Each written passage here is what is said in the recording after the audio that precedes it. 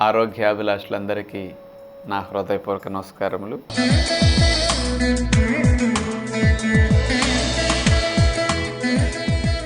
ఈరోజు మనం green tea తాగొచ్చా లేదా తెలుసుకోబోతున్నాం.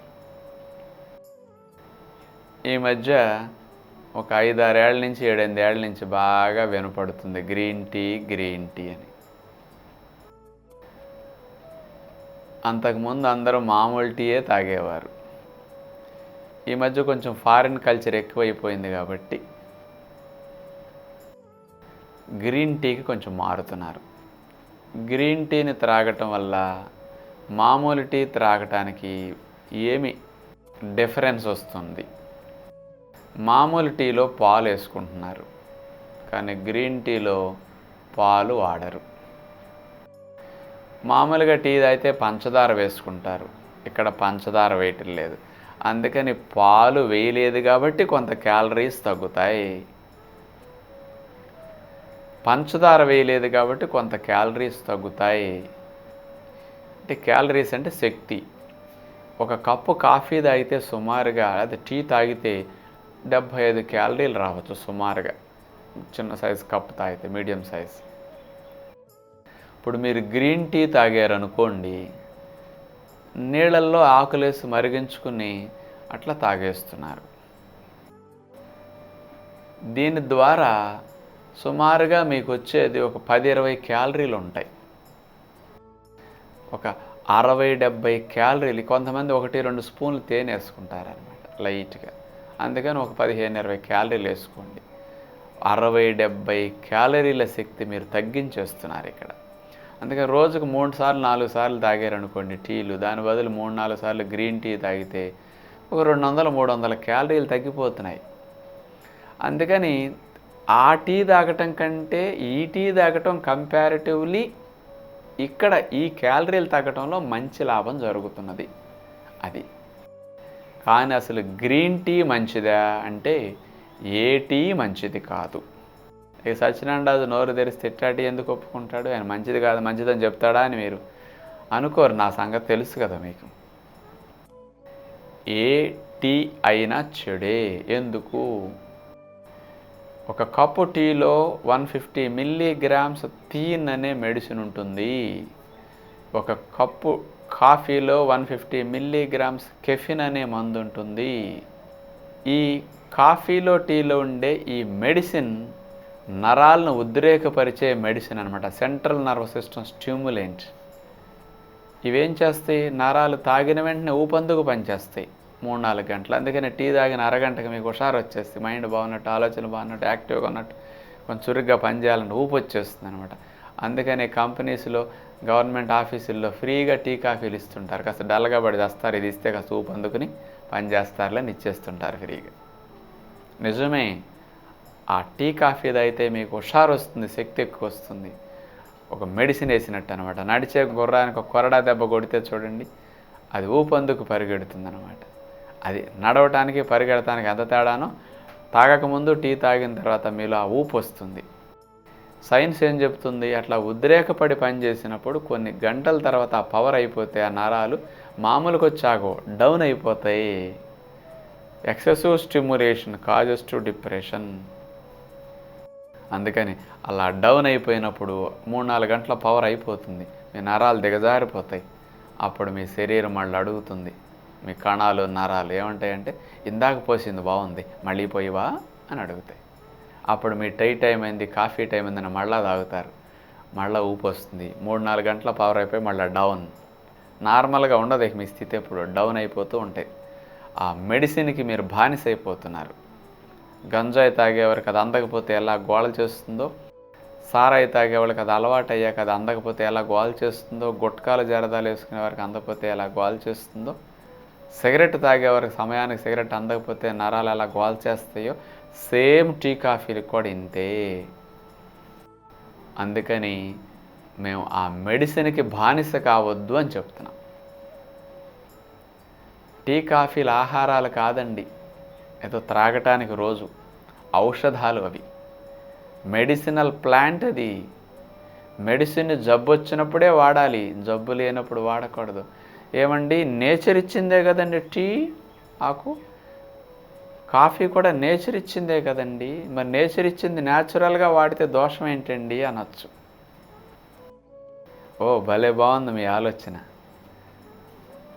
ఏదో కెమికల్స్తో విరుద్ధంగా ప్రకృతికి తయారు చేస్తే మంచిది కాదు, కానీ నేచర్ ఇచ్చింది ఏదైనా మంచిదే అని మీ ఉద్దేశం కదా. నేచర్ పొగాకు ఇచ్చింది, తాగండి మరి. నేచర్ గంజాయిని ఇచ్చింది, ఆడ మగ పిల్ల పెద్ద అందరు భేదం లేకుండా పుచ్చుకోండి గంజాయి. మంచి ఊపు వస్తుంది, మంచి ఆనందం కలుగుతుంది. చెప్పండి ఇప్పుడు ఏం చేయాలి మరి? గన్నేరు పప్పు నేచర్ ఇచ్చిందే, శుభ్రంగా తినండి. బాదం పప్పు, జీడిపప్పు లాగా 10 పప్పులు రోజు పెట్టుకుని చేద్దామా మరి? నేచర్ కొన్ని ఆహారాలను ఇచ్చింది, కొన్ని ఔషధాలను ఇచ్చింది, కొన్ని విషాలను ఇచ్చింది. వీటికి విచక్షణతో ఉపయోగించుకోవాలి. ఇన్ని కోట్ల జీవరాశులు ఈ విచక్షణతో వాటిని వాడుకుంటాయి. ఔషధాలని తినవు, మెడిసినల్ ప్లాంట్స్ని జంతువులు తినవు. జబ్బు వచ్చినప్పుడు తెలుసు వాటికి, అప్పుడే తింటాయి, రోజు తినవు వాటిని.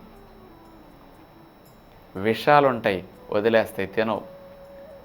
ఆహారాలనే తింటాయి. మనిషి కూడా ఆహారాల్ని నిత్యం సేవించాలి, ఔషధాలని జబ్బు వచ్చినప్పుడే సేవించాలి, విషాలని ప్రాణం తీసుకోవటానికే సేవించాలి. గన్నేరు పప్పు విషం, ప్రాణం తీయటానికి వాడుకోవాలంతే దాన్ని. కానీ ఇక్కడ పొగాకు, గంజాయి ఉన్నాయి, మెడిసిన్స్. అవన్నీ కొన్ని రకాల జబ్బులు వచ్చినప్పుడు తగ్గించడానికి వాడే ఔషధాలు అవి. కాఫీ, టీ కూడా అంతే. మరి గ్రీన్ టీ ఏంటండి అంటే, అక్కడ టీ అంటే పొడుంగా వాడుతున్నారు, ఇక్కడ ఆకుగా వాడుతున్నారు. కాబట్టి ఇది మంచిది అంటే తప్పు. సిగరెట్లో పౌడర్ వెళ్తున్నది, చుట్ట తాగుతారు కదా, ఇక్కడ ఆకుగా వెళుతున్నది. అందుకని చుట్ట మంచిది, సిగరెట్ చెడు అంటే ఎట్లా ఉంది చెప్పండి సమాధానం? పౌడర్గా వెళ్ళినా ఆకుగా వెళ్ళినా వెళ్ళేది అదే కదండి. దోషమే. టీ పౌడర్గా వెళ్ళే బదులు టీ ఆకుగా వెళుతున్నది. ఇక్కడ ఆకులు తీసుకొచ్చి ముంచుకుంటున్నాం అంతే. వెళ్ళేది మెడిసిన్ అక్కడ. అందుకని గ్రీన్ టీ కూడా వద్దు అనేది. ఎందుకు గ్రీన్ టీ మంచిది అనుకుంటున్నారు అందరు ఈ మధ్య అంటే, యాంటీ ఆక్సిడెంట్స్ ఉంటాయండి అంటున్నారు. యాంటీ ఆక్సిడెంట్స్ అంటే ఏంటో తెలుసా? మన శరీరం జబ్బులు బారిన పడకుండా రక్షించుకోవటానికి, మన శరీరంలో ఉండే కాలుష్యాలని బయటకు తోయటానికి, అంటే లివర్ కెమికల్స్ని, పెస్టిసైడ్ని, కార్బైడ్ని, పురుగు మందుల్ని, వీటన్నిటిని క్లీన్ చేసుకోవటానికి మన శరీరానికి ఇట్లాంటివి కావాలి. యాంటీ ఆక్సిడెంట్స్ అంటారు. యాంటీ ఆక్సిడెంట్స్ గ్రీన్ టీలో ఎక్కువగా ఉన్నాయని అంటూ ఉంటారు. తప్పు ఇది. యాంటీ ఆక్సిడెంట్స్ అంటే vitamin C anti oxidant, vitamin A anti oxidant, vitamin E anti oxidant. ఈ విటమిన్ ఈ ఆకులో ఉండదు, అట్లాంటి వాటిలో. విటమిన్ సి ఉంటుంది టీలో, టీ ఆకులో ఉంటుంది. కానీ టీ మనం మరిగిస్తాం, మరిగినప్పుడు వేడికి విటమిన్ సి నశిస్తుంది, మీ తాగినేమి రాదు ఇక అందులో. నెక్స్ట్ విటమిన్ ఏ ఉంటుంది, అది వేడి చేసినా నశించదు. కానీ మనం తాగేది 5-6 ఆకులు. ఈ 5-6 ఆకుల్లో విటమిన్ ఏ ఎంత ఉంటుందండి? అట్లాంటి ఎంత ఆకుకూర తింటున్నాం, మరి ఎంత ఎక్కువ ఉండాలి? కరివేపాకులో విటమిన్ ఏ ఎంత ఎక్కువ ఉంటుందంటే, ఈ టీలో ఉండేదానికంటే 95% ఎక్కువ ఉంటుంది. ఒక క్యారెట్ జ్యూస్ తాగండి, విటమిన్ ఏ 60-70% ఎక్కువ ఉంటుంది ఈ టీలో ఉండేదానికంటే. అందుకని యాంటీ ఆక్సిడెంట్స్ కోసం టీ తాగరండి ఎవరు. యాంటీ ఆక్సిడెంట్స్ అంటే ఇలాంటి జ్యూసులు, ఫ్రూట్సు, మొలకెత్తిన విత్తనాలు, పప్పులు, చిరుధాన్యాలు, ఇలాంటి వాటిలో ఉంటాయి ఎక్కువగా. వీటిలో ఉండే చాలా తక్కువ. ఒక టీ తాగటానికి వంక కోసం ఇది ఒక వంక చెప్పి ఎక్కువగా త్రాగే ప్రయత్నం చేస్తున్నారు. అందుకని మీకు గ్రీన్ టీ తాగినా నష్టమే, మామూలు టీ తాగితే ఎలాంటి నష్టాలు వస్తాయి, ఇవన్నీ దీనికి కూడా వస్తాయి. దాహం తాగబుద్ధి కాదు, నీరు సరిగా తాగబుద్ధి కాదు టీ తాగితే. నెక్స్ట్, పొట్టలో జిగురు ఉత్పత్తి తగ్గిపోతుంది. అల్సర్లో పేగుపోతలు ఎసిడిటీ రావటానికి టీలు ఒక నెంబర్ 1 రీజన్. ఆకలి చచ్చిపోతుంది, నిద్ర సరిగా రానివ్వదు టీ కాఫీల దోషాలు ఇవన్నీ కూడా చూస్తే. అట్లాగే తలనొప్పులు ఎక్కువ వచ్చేస్తాయి సమయానికి అందకపోతే. కొంచెం కొంచెం మూత్రం ఎక్కువసార్లు పోస్తారు. మగవాళ్ళు ఎక్కువ తాగేస్తే వీరి కణాలు తగ్గిపోతాయి. అందుకని ఈ రోజులు ఎక్కువ మందికి తగ్గిపోవడానికి రీజన్ టీ కాఫీలు ఎక్కువ తాగటం, గ్రీన్ టీ లాంటివి కూడా. అందుకని ఇట్లాంటి దోషాలు తెచ్చుకునే ప్రయత్నం మనం చెయ్యొద్దు. అందుకని ఏ టీ తాగొద్దు, మానేయండి. దాని బదులు ఒక గ్లాస్ జ్యూస్ తాగండి, ఎన్ని లాభాలు. డబ్బులు పెట్టి చెడును కొనొద్దు, డబ్బులతో మంచిని కొనండి. మంచిని మీరు త్రాగండి, మీ పిల్లలకు అలవాటు చేయండి. మీరు గ్రీన్ టీ మంచిది అంటున్నారు, మీరిద్దరు తాగుతున్నారు తల్లిదండ్రులు. మీరు 4 ఏళ్ళు 6 ఏళ్ళ వయసు ఉండే పిల్లలు ఇద్దరు ఉన్నారు, వచ్చి మమ్మీ నేను కూడా తాగుతాను నాకు ఇవ్వు అన్నారు. ఏం చేస్తారు చెప్పండి? ఇప్పుడు యాంటీ ఆక్సిడెంట్స్ ఉన్నాయిగా, ఇవ్వండి వాడికి. బాబు నువ్వు అప్పుడే తాగకూడదమ్మా అంటే, మీకే కావాలి యాంటీ ఆక్సిడెంట్స్, వాడికి అక్కర్లేదా మరి? అంటే వీడికి చెడిపోవటానికి వయసు రాలేదు బాబు, నువ్వు ఆగమ్మా, ఇంకా కొన్నాళ్ళు ఉంటే చెడిపోదు కానీ. ఇది మన ప్రయత్నం. అందుకనే మనకు అంత విలువ ఎక్కువ ఉండదు అంటే పిల్లల దగ్గర ఎందుకు, ఇట్లాంటి పనులు చేస్తాం కాబట్టి. ఇలాంటి ఆహారాలను మనం మానదామని విజ్ఞప్తి చేస్తూ అందరికీ సెలవు. నమస్కారం.